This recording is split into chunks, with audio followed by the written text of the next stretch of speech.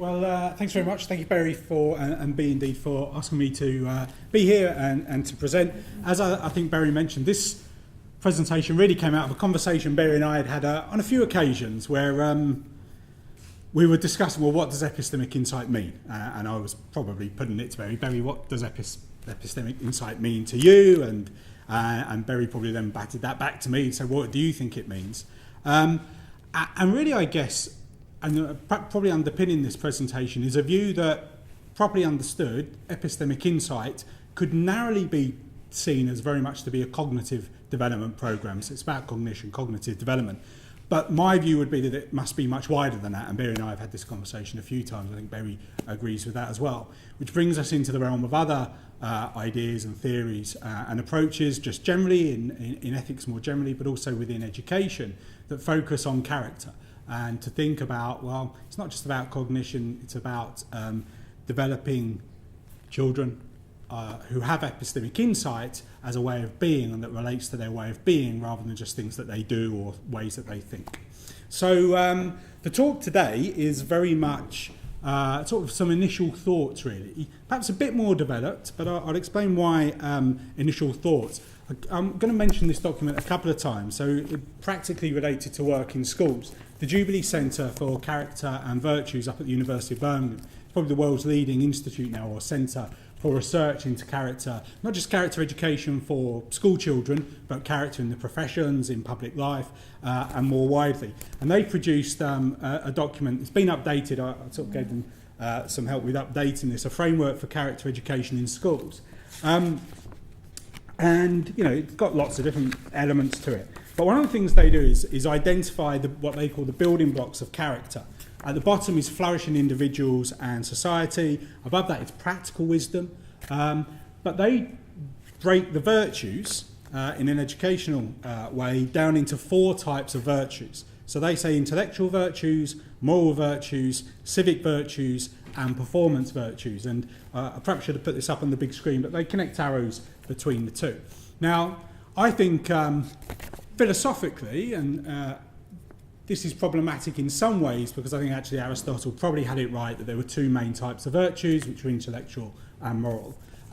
Educationally, I think it's sort of analytically useful to ask schools or to help schools to think about different categories of virtues. So whilst I have some sort of philosophical challenges about defining these 4 types of models, 4 types of virtues, I think they're broadly relevant and appropriate and helpful for schools and teachers and educators to think about, well, what's our aim?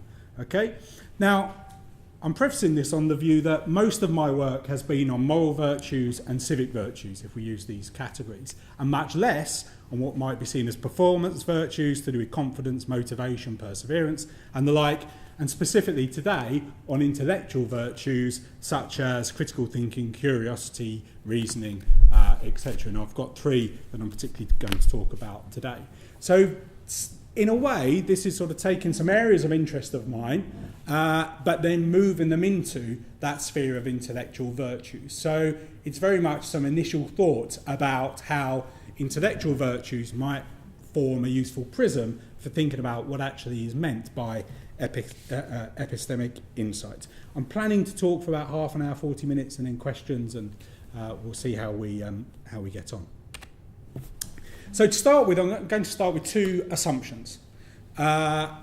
Hopefully these are, for our purposes at least, relatively unproblematic. Okay. So another area that Barry and I talked about, and I hear Barry talk a lot about epistemic insight, is that this involves asking big questions, engaging with big ideas, and helping children in schools to engage with these big ideas and big questions. So I'm going to assume that engaging in big questions and with big ideas is both a social and relational endeavour. It's not something that we can do on our own. Well, we can do it on our own, but it also involves processes with other people in social environments, and that those relationships with other people involve exchange and interchange in a relational endeavour. And to link to that engagement with big ideas involves the exchange of information, often through dialogue. So I'm going to start with those 2 assumptions. And then I want to also just start with some very basic definitions that I think are important. So the first one is a very basic definition of epistemic insight, taking this from the Epistemic Insight website, is knowledge about knowledge. Okay, so that immediately raises questions of what does it mean to be somebody who either has knowledge or desires knowledge or works in the pursuit of knowledge. Secondly, just a very broad definition of character, that these are the traits, dispositions, or when they come to fruition, the virtues which inform and guide conduct, and they're morally praiseworthy, or they're positive aspects of our personality. Okay, so much of our personality is set, but there are elements of our personality, our character, that can be flexible, can be changed, and are educable in different ways. Character education is the formation and expression, so these are the activities in which we form, we have the opportunity to express and practice and develop these traits, dispositions and virtues, these morally positive or generally positive elements of our personality and our character. Now again, the Jubilee Centre, I think, define, say that character education can happen, they use the terms caught, taught and sought. Okay, so character can be developed just through, if we talk about a school environment, through ethos, through the day-to-day working and relationships within the school, so we can sort of become infused and imbued with character. If we think about the Australian cricket team, I don't know if you've seen the newspapers, I mean, one of the things that people have been saying, somebody said, I was watching another programme about Australian rules football, and they said, do you think your players would do this? And one of the coaches of one of the teams said, well, we often act in the abstract. We make a decision based on would I now do this, and what we sort of misplace is the context, and that this isn't an individual event. Aren't we surprised that the cricket players did this? This is about the culture of the team, and that the culture had developed over time, so it sort of led them in a way in that direction. So it wasn't a jump from our experience, no I wouldn't, to aren't we surprised? It happens over time. So that culture is really important for character education, both in a positive way, but also in a negative sense as well, that culture can both help the development and the flourishing of character and development of young people's character, but the wrong sorts of culture can lead to constraints upon character development and also the development of vices. Can be taught, so we can have direct teaching about character, and it should be sought as well. So part of character education, if we think about schools, is not just teaching young children what character is, but hopefully helping, supporting them to have a desire for character, and also to have some sort of moral sensitivity to when character or moral decisions are at play. Okay, so they have some form of sort of moral sensitivity as well. And then the fourth is about deliberation. And hopefully it will be clear why I think deliberation is important. Some of my work in civic education is around deliberative democracy and deliberative forms of citizenship and citizen engagement. And so very broadly speaking, deliberation is about the exchange of views, ideas and interests, but as a collaborative process. And I'll say a bit more about that. And so actually somebody who has this epistemic insight on my reading is somebody who engages in deliberation, who's committed to deliberation and deliberative forms of engagement, both as a citizen, but also as a member of an academic community, whether that's the wider academic community or the academic community of a particular discipline. Okay, so now just to define intellectual virtues and why I think intellectual virtues are important, and perhaps I think could play a role, if we focus specifically on epistemic insight, on taking us away from a model of from just a sort of cognitive development model, sort of a cognitive, we think about moral education, the sort of model that Kohlberg would have argued, so that this is much more than just about our thoughts and our reasonings. Okay. And I guess I should just say, and then I'm almost thinking off the top of my head here, but I think this is really important to almost say why epistemic insight could, on this reading at least, could be useful beyond what we're doing already. And I think one of the issues with epistemic insight, and this is true of other forms of education, I'll say something about this in relation to open-mindedness in a second, is, let's picture a situation where somebody new to the faculty says, okay, you do epistemic insight, what's that? Or even somebody who's worked in the faculty for years, and we say, well, this is about helping our student teachers to understand why it's important to be critical, curious, to have reasoning skills. And I would almost bet, be certain that person would say, we're doing this anyway.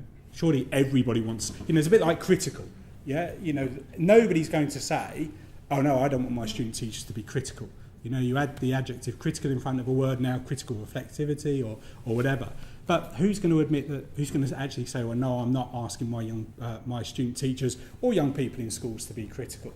So we're sort of at a stage where that focus on things like curiosity, rationality, coming to judgments, open-mindedness are almost everywhere, but to some extent nowhere, because they're not defined and they're not substantive in a way. And I think intellectual virtues may perform some substantive work here.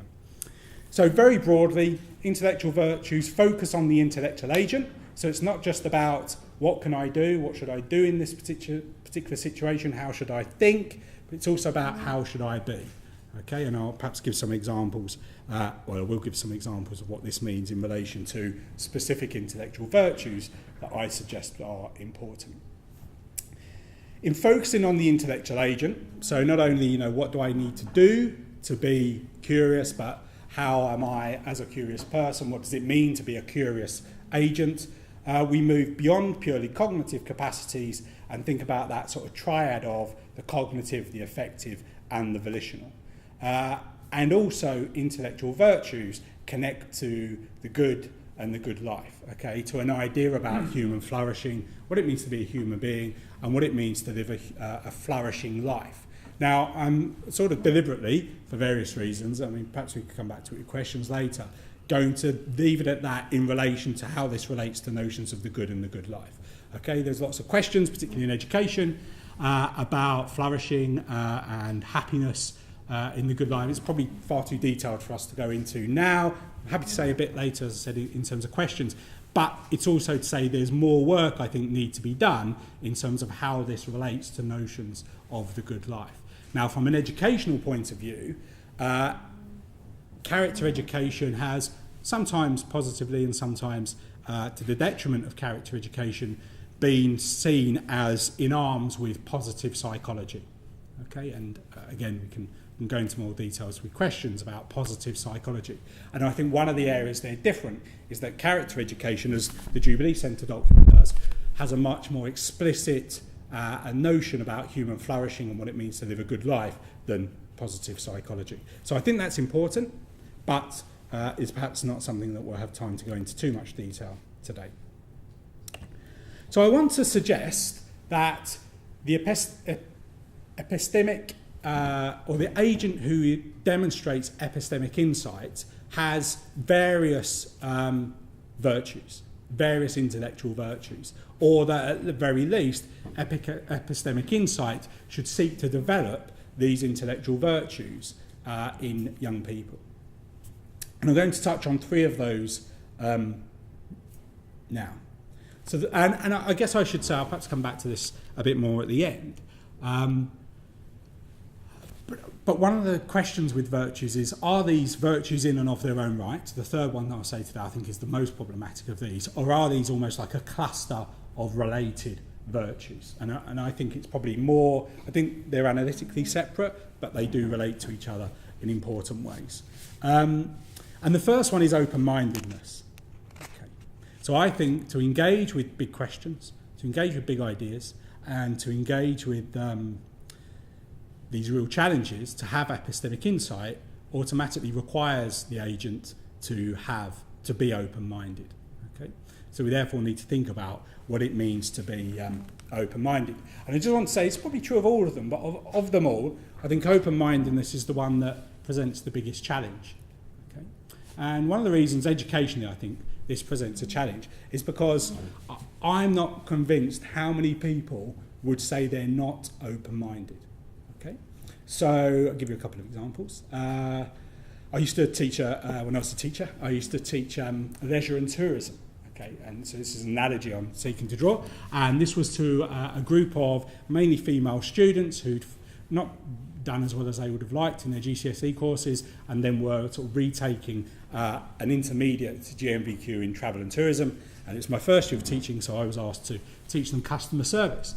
Now, all of them were absolutely convinced they knew how to treat the customer nicely and all aspects of customer service. Okay, but I knew when I went into the places they worked on the weekends that wasn't true. Okay, but no one's going to admit that. Okay.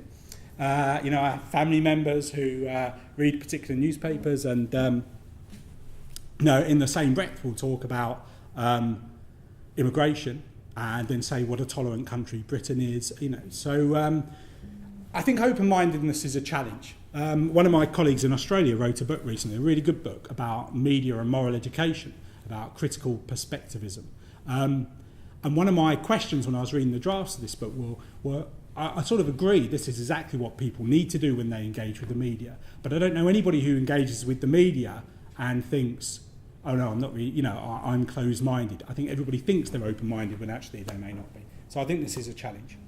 Now, what do we mean by open-mindedness? Well, it's the engagement with others' ideas and interests and giving the views of others a serious, fair, honest, objective hearing or assessment. Jason Baer in the US has done a lot of work on intellectual virtues, and he also says so, and this gets to the difference really between open-mindedness as a purely cognitive exercise and open-mindedness as an intellectual virtue. So Baer goes on to say, whether a particular instance of cognitive detaching or transcending counts as an instance of open-mindedness depends in part on the immediate motivation behind it. And here I think the moral motivation is absolutely crucial. And this is why I think intellectual virtues cannot be fully distinguished or detached from moral motivations. Imagine a person who sets aside or moves beyond one of their beliefs but has no real intention of making an honest or fair assessment of the argument. Intuitively, this person is not genuinely open-minded, and the reason, it seems, is that they are not committed to taking seriously the opposing argument. This suggests that where open-mindedness involves assessing one or more competing views, it necessarily involves us in doing so with the aim of giving these views a serious, fair, honest, objective hearing or assessment. Now, a couple of educational examples I think might hopefully clarify the point I'm making. So let's consider a situation in which a young person engages with the perspectives of others. We have this in the curriculum. I worked in Australia for a number of years, and their intercultural understanding is key, one of the key general capabilities within the curriculum. So let's say we've got young people in Australian schools and they're engaging in intercultural understanding. They're trying to understand the viewpoints and positions and interests of others with an open mind, or supposedly with an open mind. Well, let's take those group of young people who are engaging with the perspective of others as part of their studies, but they're doing so not because of a genuine commitment, a genuine motivation to engage with and understand others, but because they think it will enhance their chance of getting a high grade or will develop their academic CV. In other words, while the students may demonstrate certain features of open-mindedness through assessment activities, they may, for example, write lucidly about the benefits of their experiences, they may be able to detail some content of what they have learnt, and may point to some areas in which their opinions have been effective. They have treated such engagements, and indeed perhaps the people with whom they've engaged, as a means to an end rather than an end in itself. And in doing so, they've not approached their encounters in an open-minded way. Here's another example, and I think actually this example might be more pervasive in education. It's a slightly different point. Here, the young people engaging in intercultural encounters with others, they're open and willing to notion that such activities are valuable in and of themselves. But in this case, the young people adopt a particular stance to others within their class who engage in the same activities. More precisely, the young people approach the activities in the spirit of competitiveness, and in doing so seek to outdo their peers to gain the positive attention of the teacher and to attract the highest grade. Again, we would have reason to doubt whether, in this particular situation, the young person can truly be said to be open-minded. And so in order for engagement with others to be conceived of as open-minded in the sense of an intellectual virtue, we would expect that the open-minded person is one who not only exhibits open-mindedness as a cognitive characteristic, but does so informed and motivated by a genuine commitment both to the enterprise itself, but also, again, to go back to Bear's words, of giving a serious, fair, honest and objective hearing or assessment. Moreover, we might add that the open-minded person is someone who is able to discern when and to what extent it is appropriate to be open-minded in given situations. A second intellectual virtue that I think would be absolutely central, and I'm suggesting would be absolutely central for epistemic insight, is that of humility. Now, in terms of different definitions, I think if you're boiling it down into a sentence, humility involves the accurate understanding of oneself, including one's limitations. Richards defines it as keeping an unexaggerated perspective. Nancy Snow, who's one of the leading sort of philosophers in character and virtues, says that humility can be defined as the disposition to allow the awareness of and concern about your limitations to have a realistic influence on your attitudes and behaviour. At the heart of this realism is a perspective gained through accurate appraisal of your limitations and their implications for your circumstances, attitudes and behaviour. Another leading philosopher in this area is Robert C. Roberts, and in his work on humility as a virtue, he points to the idea that the concept should be understood as a lack of particular vices, so a lack of snobbishness, vanity, domination, hyper-autonomy, pretentiousness, self-righteousness, arrogance, haughtiness, envy, conceit, and possibly some others. Now, I'm just going to give an example here of humility that I think perhaps is instructive, particularly when we work with young children, to say, well, let's look at a case study or an example of this and think about which elements of this are humble. I drew on this in my inaugural professorial lecture last year. So here a useful example is the humility shown by Chelsea Sully Sullenberger. I haven't seen the film actually of this, but the pilot of US Airways Flight 1549, which landed safely in the Hudson River in 2009. So after striking a flock of geese, he said when asked about his actions which saved the lives of all on board, Sullenberger reflected, "One way of looking at this might be that for 42 years I've been making small regular deposits in this bank of experience. And on January the 15th, the balance was sufficient so that I can make a very large withdrawal." When interviewed about his reputation following the event and the positive coverage he had received, Sullenberger questioned how his 42 years of flying could be judged on a few minutes. He said, "My take on it is that our reputations are built one interaction, one person, one day at a time over many years." So here Sullenberger seems to be replacing the idea that he is a hero based on a one-off event with a more accurate, longer-term view of his character. And then actually, I'll just go back and just say one more thing about humility that I think is important in relation to epistemic insight, but also about education for epistemic insight, is that it involves intellectual humility as a subset, is to view it as involving both internal and external processes of reflection. So internally, humility requires us to engage in honest and proportional or accurate, to repeat Snow's phrase, internal reflection about our own qualities, strengths and limitations. Externally, humility involves us in recognising our limitations, again like open-mindedness, while also being open to changes of perspective and position on the receipt of further information or evidence. As such, humility in its intellectual form tends to the process which Dewey described as the active, persistent and careful consideration of any belief or supposed form of knowledge in the light of grounds that support it and further conclusions to which it tends. Furthermore, intellectual humility of the kind which I view as central to epistemic insight requires us to be open-minded and willing to enter into dialogue and deliberation with others in order to hear and engage with their perspectives or their ideas, thoughts and goals. And I think we shouldn't lose track of the focus on their goals and what they perceive as important in life and what they perceive as ways of living a good life, which may, when appropriate, lead us to revise our own understanding, perspectives and feelings.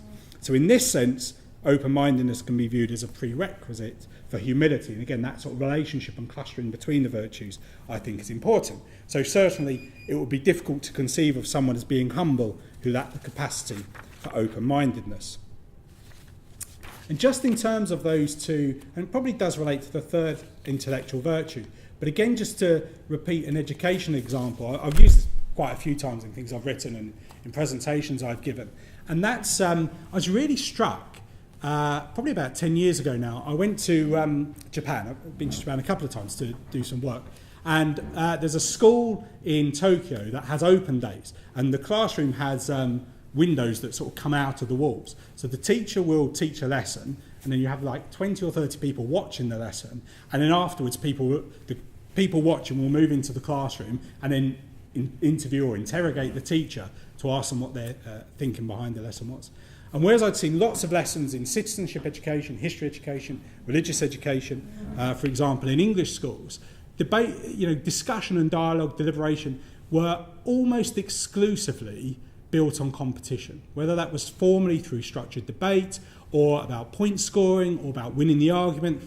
Whereas in Japan, the class I observed, it was so much more collaborative. It was about advancing the discussion and sharing interests and trying to discuss these big ideas and take the deliberation of the ideas forward rather than winning points. And this quote from Elizabeth McGrath, I think, is really helpful and instructive in these differences. So she says, many people seem compelled to jump into a heated argument the moment they have sensed a different opinion. This tendency may be natural, but it need not be controlling. We can learn to acknowledge, without feeling threatened, the value of ideas that do not fit our system. When I acknowledge the other, I am simply offering to that person the dignity, support and encouragement that I myself need as I inch my way along the path. In short, we can choose to act as effective catalysts and staunch supports for one another, or we can make dialogue even more difficult and painful by fueling the fires of self-doubt in ourselves and others. And what I found is in schools, in England, that debate, discussion, deliberation within classrooms were fueling those fires of self-doubt and competition rather than acting as sort of catalysts and support for taking discussions forward. So in terms of open-mindedness, humility, in terms of epistemic insight, I think it's also about the way we conduct discussion and deliberation as well as the focus of those things.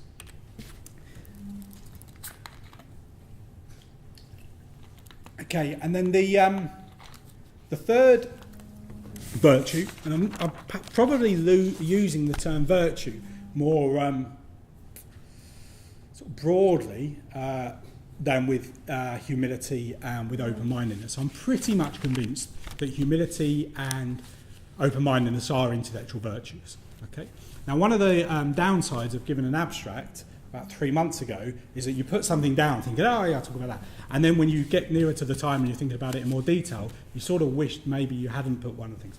And so I'd talk about open-mindedness, humility and integrity. Okay, so I am interested in integrity, but I don't think it's as open and shut case that integrity is actually a virtue. But I think it's worth pursuing that perhaps it could be. Okay, so some people have argued that it is, and some people have said actually integrity is just an amalgam of other virtues such as open-mindedness and humility or whatever it might be. So in this sense, integrity, and again, trying to work out a definition, if we use Aristotle's doctrine of the mean, I think for open-mindedness and for humility, I think it's much easier to see what would be the excess of those virtues and what would be the deficiency. Integrity, I think it's more difficult. But broadly speaking, integrity is the pursuit of defensible convictions and the ability to present these to others, but without being absolutely steadfast and dogmatic and closed-minded. So the ability to adapt and change these in the light of evidence. So I'm sort of split at the moment between thinking that integrity is a useful virtue in its own right, intellectual virtue, or whether it's just a concept that helps us see perhaps more the value of open-mindedness and humility. Nevertheless, I think it's a virtue or a term, concept, that's useful in terms of epistemic insight and thinking about what is it precisely that epistemic insight is. Certainly, I wouldn't want to suggest that somebody could have epistemic insight if they didn't embody and have and enact some level of integrity. So Tchaikovsky defines integrity as an essentially social virtue of persons relating to one another with the shared goal of achieving correct views about the practical question of what is worth doing. And I think that's something that I'm interested in. I haven't necessarily, I'm not at a point where I could give a convincing or justified position on this. But I think one thing that I haven't said about open-mindedness and humility that I think is important with epistemic insight and maybe they're there implicitly, I don't know, but is whether the knowledge and the ideas that people are shaping are a pursuit of truth or are in any way correct, as it may be. I guess, open-mindedness may be seen as a precondition, a prerequisite for arriving at the truth or arriving at correct knowledge, however we define that. But perhaps, it could be open-minded in other ways, I'm not sure. Humility again, but I think integrity there. So it's the shared goal of achieving correct views about the practical question of what is worth doing. So I think integrity is potentially useful, but I think there's certainly scope, certainly within my own work, to think about how and in what ways integrity might be useful. Is it useful in a concept of its own right, or as a subset or relational term in relation to open-mindedness and humility? And then just some concluding thoughts, really. So firstly, that a concern for epistemic insight, we'll go back to the very start and why I agreed to speak about character. Epistemic insight should involve a concern for character, okay? And that's a concern that needs to be thought through, needs to be made explicit, and I think that's absolutely central in relation to moving epistemic insight away from or beyond being a purely cognitive model, particularly in terms of educating young people in schools. So that concern for epistemic insight that should involve a concern for character is one, I think, which brings into focus what might generally be regarded as other regarding virtues. Okay, so these are virtues which bring us in relation to other people and are about how we relate to other people, how we act in regard to other people, and how we commit to other people as partners in a shared enterprise and a shared endeavour.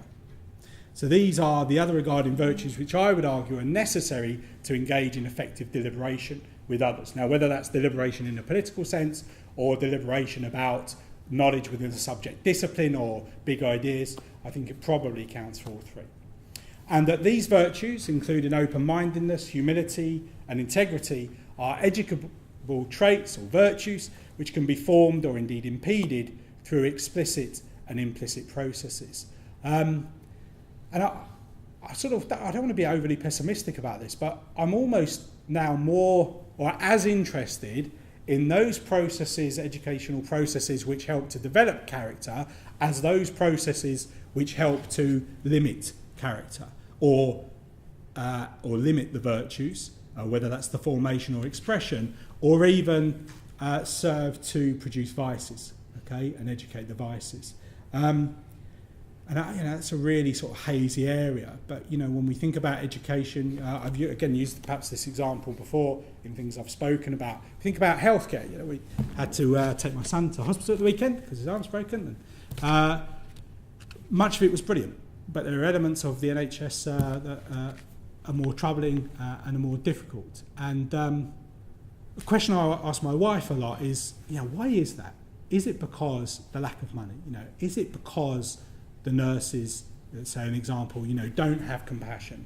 And if they don't have compassion, why is that? Is it because the system puts them in such a difficult position that, we should almost be seeing them as moral saints if they can exhibit compassion in that situation and under those conditions?